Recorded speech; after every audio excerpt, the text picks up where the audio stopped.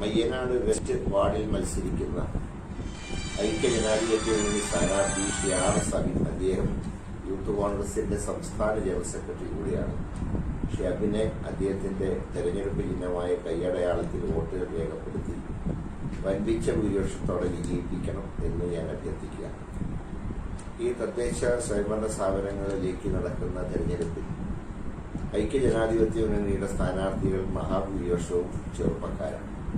ശ്രീ അബിനെ പോലെ ഭാവിയിൽ നമ്മുടെ നാടിന് ഏറ്റവും അധികം വാഗ്ദാനമുള്ള ഒരു ചെറുപ്പക്കാരൻ, തീർച്ചയായിട്ടും അദ്ദേഹം സത്യസന്ധനും നല്ല ചുറുചുറുക്കോടുകൂടെ പാർട്ടി കാര്യങ്ങൾ നിർവഹിക്കുന്ന വ്യക്തിയുമാണ്.